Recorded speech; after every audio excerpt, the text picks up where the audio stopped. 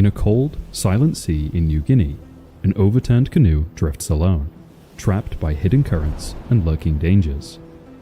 On top of it, two men, shivering and terrified, kneel on the surface, gripping the edges with all of their strength. But with dehydration closely approaching, one of the men musters up the strength to stand up and stares at the distant jungle coastline miles away. He takes off his tattered shirt and with a deep breath, he jumps, disappearing into the vast and treacherous waters. The man is Michael Rockefeller, billionaire heir to the most powerful family in America. But unbeknownst to them, this would be the last time he would ever be seen.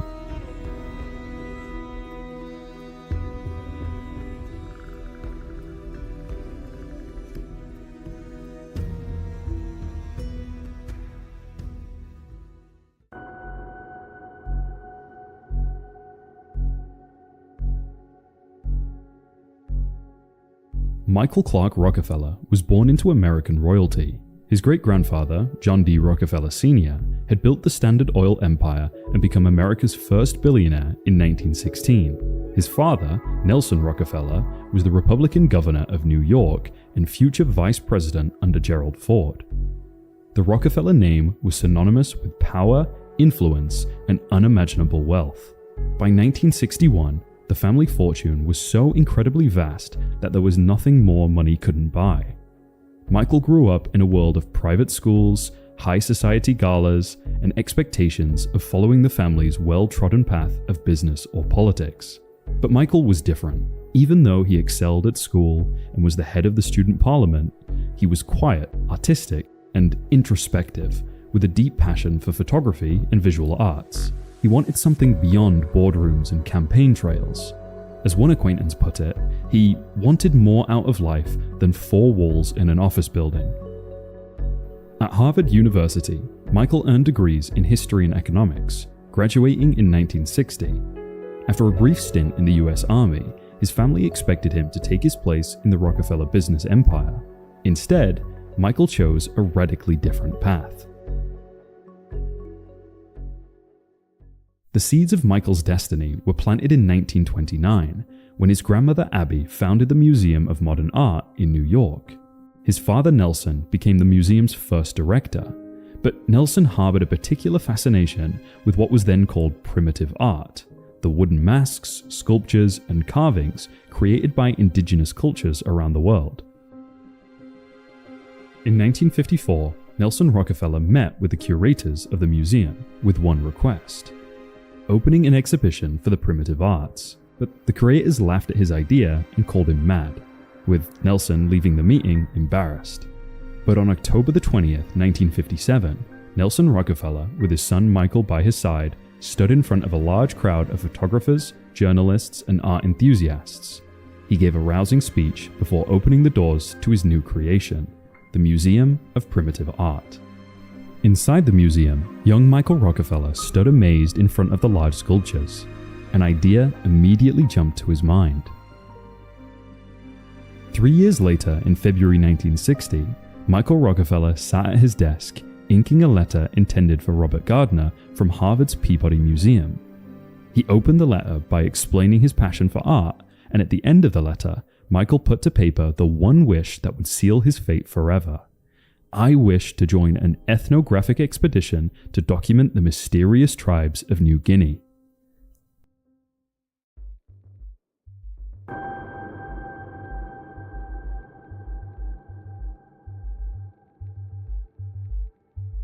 Michael Rockefeller put down his camera and pressed his face against a small aircraft's window, staring down at a landscape that seemed frozen in time.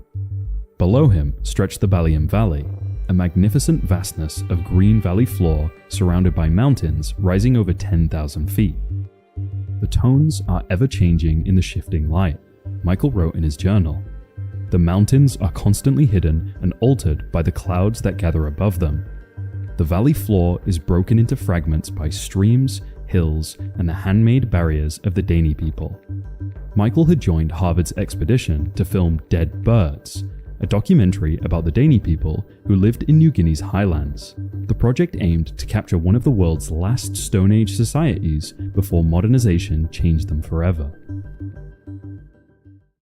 The Dani tribes lived in a constant state of warfare, following ancient codes of honor and revenge. Death and war were woven into their everyday existence. Every day, the warriors waited for their enemies to attack, but never during rain, which would wet the feathers adorning their heads, and never at dusk, when evil spirits roamed the villages. Michael had read countless books about the Dani tribes and was adamant about studying them in person. Michael's official role on the expedition was recording sound, but he found himself far more interested in photography. He would spend hours observing their customs, documenting their daily lives with his camera. April 5th, 1961. Director Robert Gardner called Michael into his tent. Frustrated with Michael's lack of focus on his assigned duties, Gardner scolded him aggressively and reminded him of his official role as sound engineer. But Michael leaves with his camera in hand, intent on following through with his mission. For Michael, this wasn't just an academic exercise, it was a calling. He felt more alive in these remote jungles than he had ever had in New York's elite circles. By September, Michael was tired, and so was taking a break from work on the Dani project. He ventured south, trotting through the jungle to New Guinea's coastal lowlands. Deep into the jungle, Michael witnessed massive wooden poles that made him pause in awe.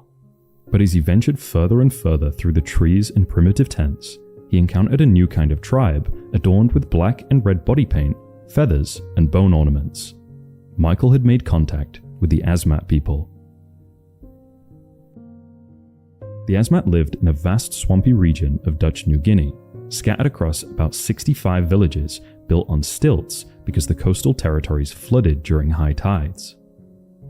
They were master woodcarvers who created towering sculptures called bish poles, intricate totems that could reach 20 feet in height. But these weren't mere decorations. The bish poles served a sacred purpose in Asmat cosmology. They contained the souls of warriors killed in battle. Until those deaths were avenged through reciprocal killings, the spirits remained trapped in the wooden sculptures, unable to find peace. To Michael, encountering his first bish pole was like discovering the Sistine Chapel. The sculpture which the people here produce is some of the most extraordinary in the primitive world. Equally as remarkable as the art is in fact that the culture which produces it is still intact. Michael became obsessed. This was art that could rival anything in the world's greatest museums, created by people who still lived according to ancient traditions. Michael saw an opportunity to bridge two worlds, to bring Asmat masterpieces to Western audiences, while ensuring the artists received proper recognition and compensation. The next month in August, the expedition was officially over, and Michael was back in his massive room in the Rockefeller mansion. He felt unfulfilled, walking up and down the room like a madman, going through his photos and journals scattered everywhere. After a few hours of thinking, he made a decision that would change his life forever. He would return to New Guinea alone to collect Asmat art for his father's museum.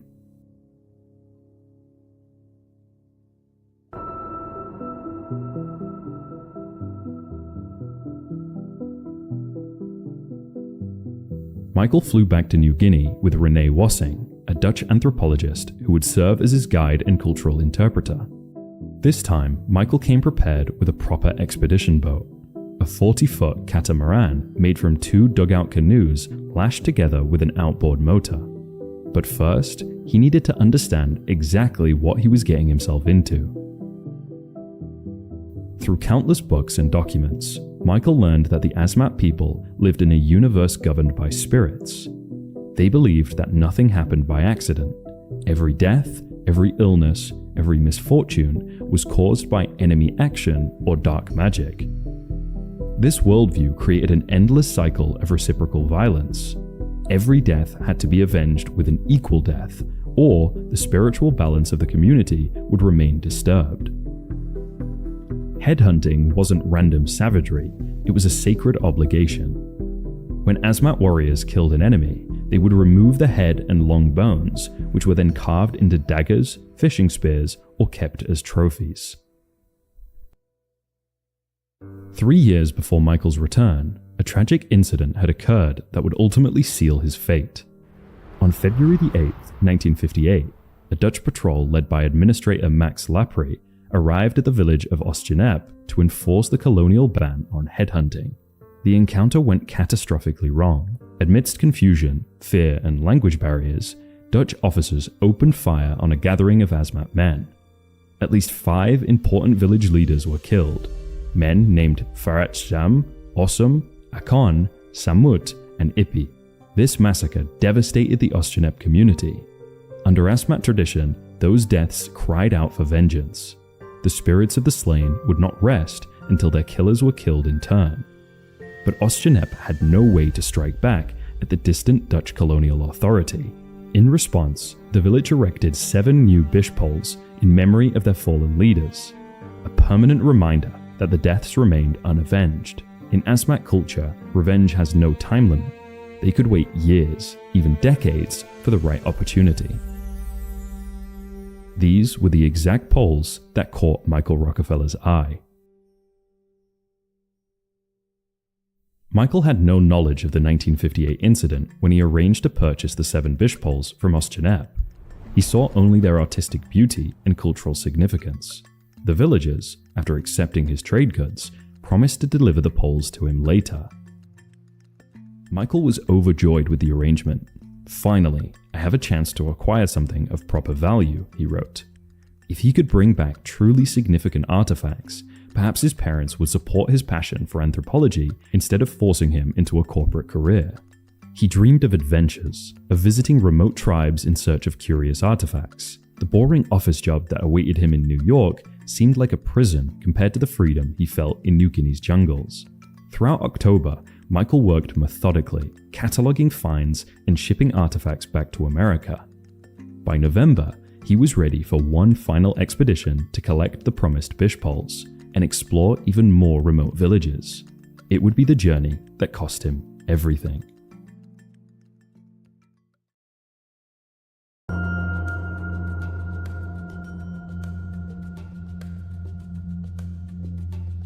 Michael and Renee Wassing prepared for what was meant to be a routine collection trip. They prepared a boat that would take them to their destination, the village of Oostjenep, where 7 magnificent bishpoles awaited pickup. The journey would take them along the Eilanden River and its tributaries, treacherous waters even in good weather.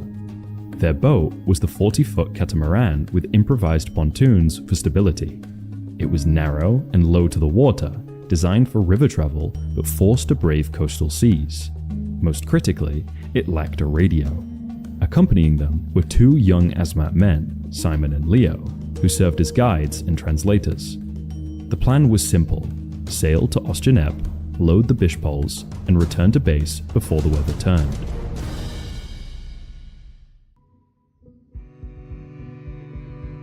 As the 4 men traveled approximately 3 miles offshore, disaster struck.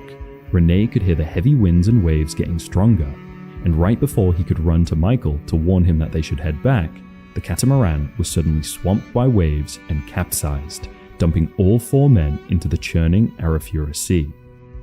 The overturned hull created an air pocket that kept it afloat, providing something to cling to.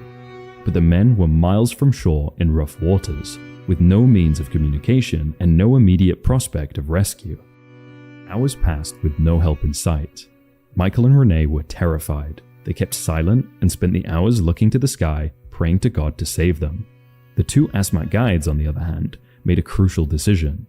Being strong native swimmers familiar with these waters, they believed they could reach shore and alert others. They did not bother giving a warning before jumping into the water though, leaving Michael and Renee alone with the wreckage. Michael Rockefeller and Renee Wassing spent a terrifying night clinging to their overturned boat. The young heir, who had grown up with every possible luxury, now found himself in the most primitive struggle imaginable. Man against nature, fighting for survival. As dawn broke, the 2 men had been in the water for roughly 36 hours. The waters were now still, but with no land for miles around them, there was no sign of rescue. The boat was gradually sinking lower, and both men were weakening from exposure and dehydration. Unbeknownst to them, the Asmat guides had reached land. Exhausted and weakened, they managed to ask for help from the other tribes, but coordinating a search in this remote region took time. Michael, athletic and driven, was unwilling to drift helplessly any longer. Somewhere between 7 and 8 a.m., on top of the overturned boat, Michael proposed what seemed like their only hope. He would swim for shore himself, while Renee stayed with the wreckage to await rescue. Renee begged him not to go. The distance was enormous, at least 10 miles, possibly 12 or more depending on currents. The Arafura Sea was notorious for its hidden currents and tidal flows. And then there were the predators, sharks and crocodiles lurking beneath the surface less than 5 miles from the boat. But Michael had made up his mind. He stripped down to his underwear, tied 2 empty jerry cans to his waist for buoyancy, and gathered a hunting knife and a compass. Looking back at Renee one final time, he spoke those haunting last words, "I think I can make it." Renee Wassing watched his companion slowly recede into the distance, 3 dots bobbing between the waves in a line toward shore. Then, Michael vanished from sight into the vastness of the sea. It was the last time anyone from the civilized world would see the young billionaire again.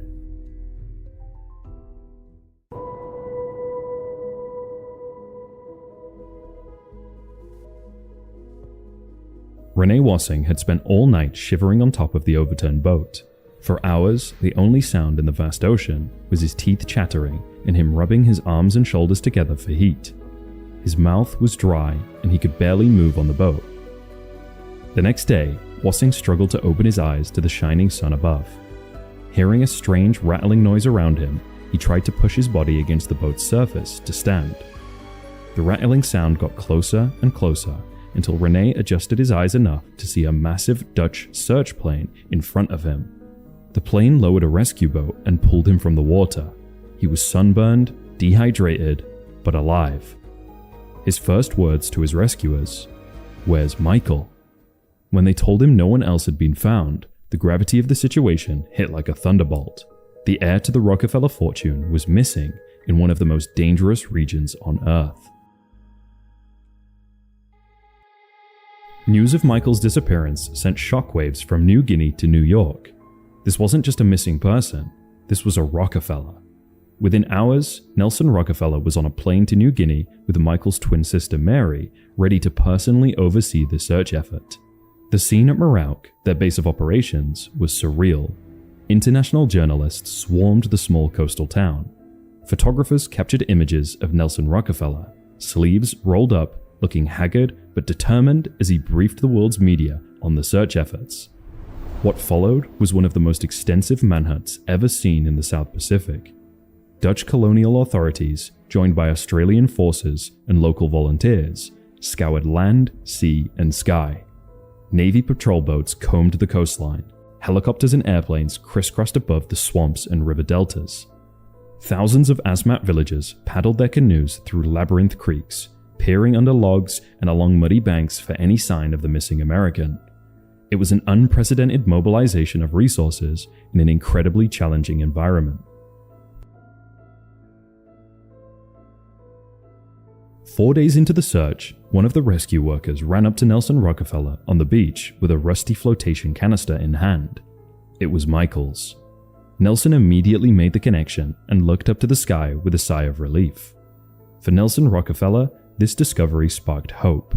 Perhaps his son had made it to land after all, but hope was all they had. Despite the massive search effort involving thousands of people, no other trace of Michael was found. No body, no clothing, no gear. It was as if he had simply evaporated. The search area was unimaginably hostile. Crocodiles and sharks patrolled the waters. The jungle was virtually impenetrable, a maze of rivers, swamps, and dense vegetation where a person could disappear forever just yards from a search party.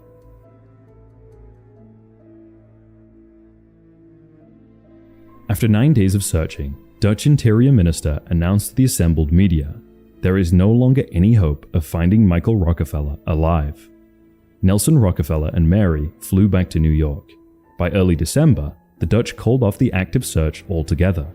Michael Rockefeller was eventually declared legally dead in 1964, with the official cause listed as presumed drowning. The explanation was simple and plausible. A young man had overestimated his swimming ability and had been claimed by the unforgiving sea. The Arafura Sea's powerful currents, combined with the distance and predators, made survival virtually impossible. But even as the official search ended, whispers of another possibility began circulating among those familiar with the region.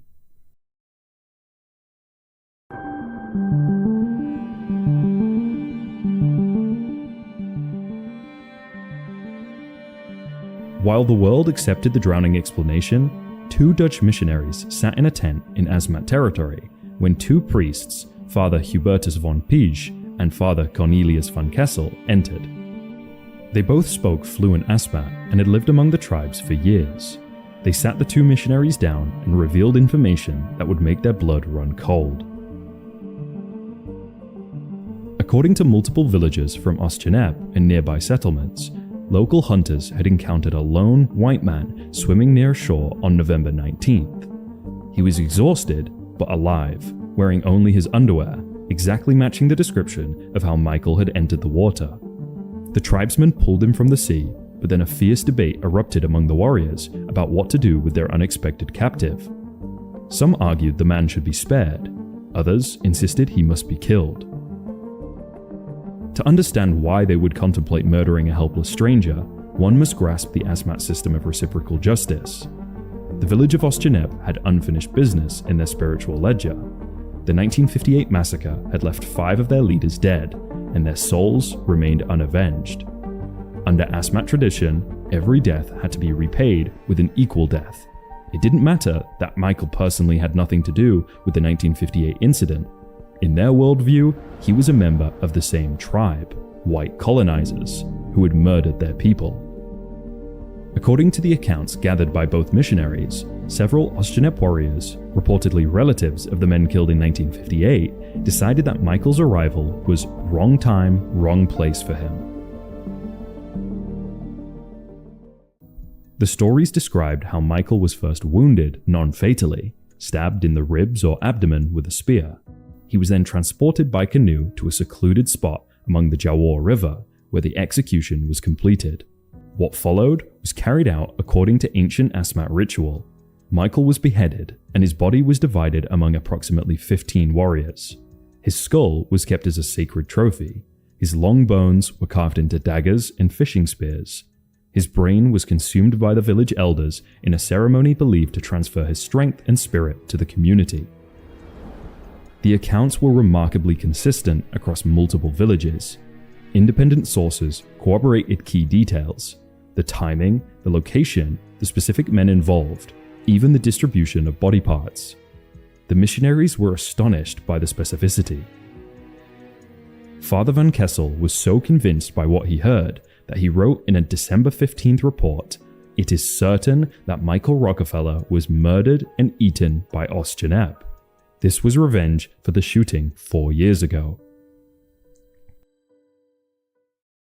Faced with such shocking information, the missionaries felt torn between moral duty and political reality.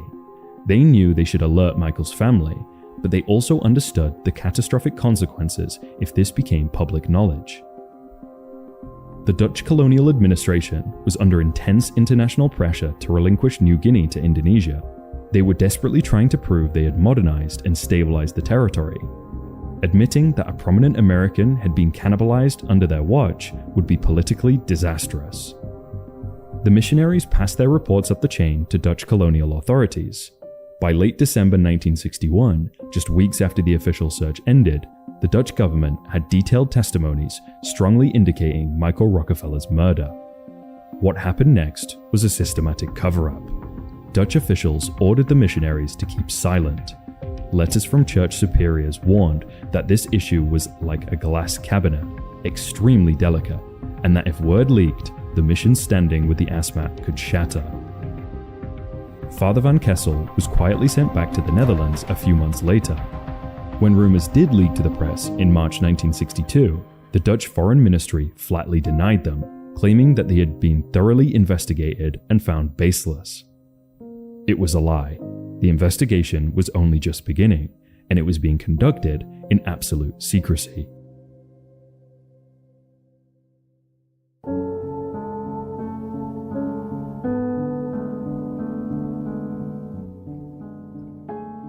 An undercover Dutch investigator, Wim van der Waal, who knew the Asmat language and had actually sold Michael his boat before the fatal voyage, entered the Oosternep village. The other villagers were wary of him at first, and some preferred to keep their distance from him. However, for 3 months, van der Waal integrated into village life, helping the villagers with cooking, hunting, cleaning, and crafting. Bit by bit, van der Waal earned their trust enough to sit down with a group of the village leaders one night around a campfire and inquired about the mysterious white man that had vanished. The villagers immediately started telling van der Waal the story, and it was exactly what the missionaries had heard. One day, villagers showed up to van der Waal's tent and presented him with a human skull, one without a lower jaw and bearing a telltale hole in the temple, consistent with how the Asmat removed and consumed the brains of the headhunted victims. The implication was unmistakable. This was the skull of a white man that they had killed.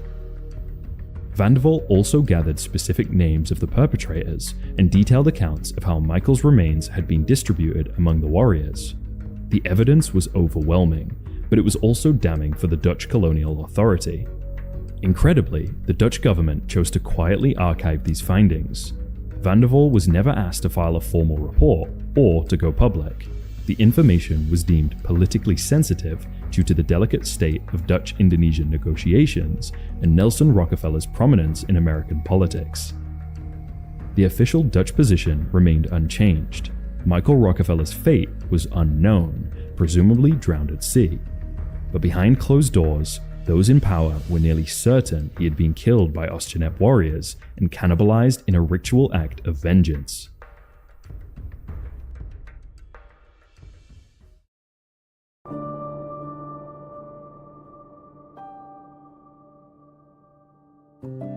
Eight years after Michael's disappearance, journalist Milt Macklin was adamant about solving the Rockefeller mystery.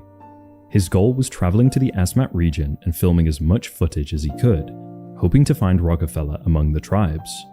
Macklin put a large production team together and flew out to Papua New Guinea. For days on end, Macklin and his team traversed the rough terrain, taking pictures and filming hours upon hours of footage of the nature, the people, and their culture.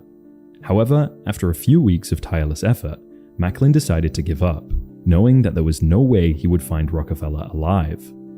He flew back to England and rented a storage facility where he stored dozens upon dozens of film reels, refusing to even go through them. Throughout the 1970s and 1980s, the Rockefeller case captured public imagination. Leonard Nimoy's TV series, In Search Of, devoted an episode to pondering Michael's fate in 1978. Books and articles floated theories ranging from credible to absurd. He was kidnapped by pirates, swallowed by quicksand, or living under an alias somewhere. Behind the scenes, the Rockefeller family never stopped quietly looking for closure. Unconfirmed reports suggested that Michael's mother hired a private investigator who traveled to New Guinea in 1979. According to journalist Paul Toohey, this investigator traded for several human skulls from local people, skulls purportedly from white men the tribe had killed. The investigator allegedly brought 3 skulls back to New York, convinced one was Michael's. Mary Rockefeller supposedly paid a reward of up to $250,000 for solid proof of her son's fate. If such an exchange happened, the family has never commented on it, and no forensic identification was ever made public. October 2007. Filmmaker Fraser C. Heston enters a storage unit in New York once belonging to famous journalist Milt Macklin. Heston searched through crates of dusty film reels that had been unopened since 1969, before deciding to take all of them. Back home, he watches through hours upon hours of footage shot by a documentary crew investigating various Asmat cultures in New Guinea. Most of the film showed routine tribal activities: fishing, hunting, daily village life. But after hours of watching with a mess of food plates, coffee cups, and cigarette butts all around him, Heston's eyes fell upon one brief shot that made him instantly stop the projector and rewind. The sequence showed a war canoe full of Asmat warriors paddling down a river. Among the muscular, dark-skinned tribesmen sat one figure who stood out dramatically. A naked, bearded white man with glasses participating in what appeared to be a tribal ritual. The Asmat generally have very little facial hair, making the presence of a heavily bearded man with lighter skin extremely unusual. The film quality was poor, but the resemblance to Michael Rockefeller was undeniable. At this point, dawn was breaking. Heston was still inside, rewinding the footage over and over, pausing and examining it closely before jotting down in his notebook, this shot of a bearded, light-skinned Caucasian paddling in a canoe full of naked Asmat warriors begs more questions than it answers. The resemblance to Michael Rockefeller is obvious. Had Michael somehow survived? Had he been adopted by the tribe rather than killed? The footage sparked wild speculation about the missing heir living as a white native in the jungle. Photographer Malcolm Kirk, who shot the original footage, was skeptical of the Michael theory. He recalled encountering an albino Asmat man during his trip, a rare but documented condition that could explain a white-looking tribesman without requiring a lost Rockefeller. Still, the footage became a crucial piece of the puzzle, suggesting that until proven otherwise, the possibilities of Michael's survival couldn't be completely ruled out.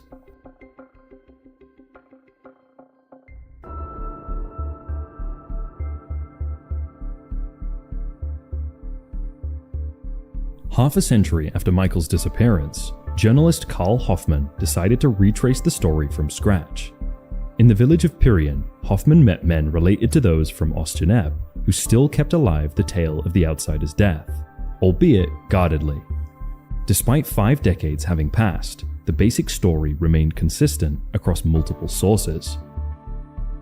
Elders recounted how a handful of warriors had argued over killing Michael in revenge for the 1958 incident, ultimately deciding to do it. The collective memory even recalled a supernatural aftermath. Shortly after Rockefeller's killing, the Asmat coast was swept by a cholera epidemic that killed approximately 70 people. The villagers believed that this was retribution from the spirits for slaying the foreigner. This belief had made them deeply fearful of discussing the incident. They thought speaking of it could bring further curses or punishment. In one chilling encounter, as Hoffman was wrapping up a village visit, an old man performed what seemed to be a ritualized warning.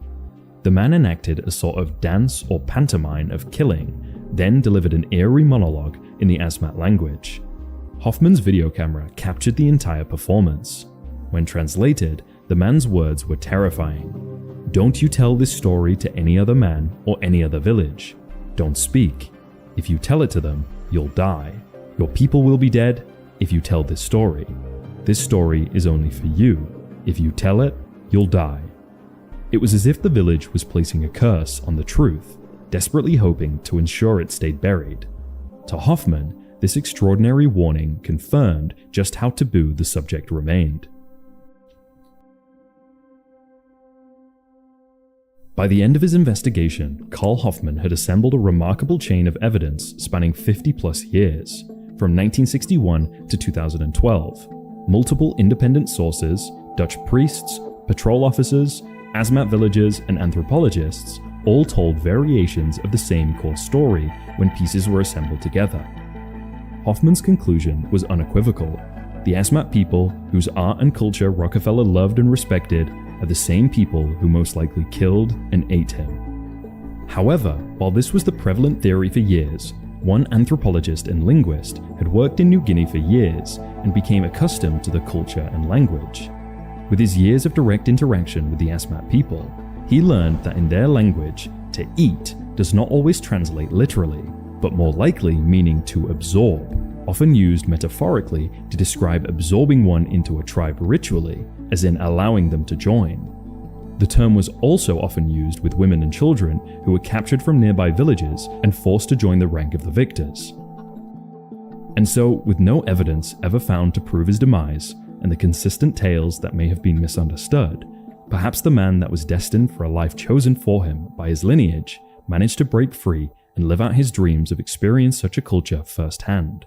Perhaps Michael Rockefeller found where he was meant to be.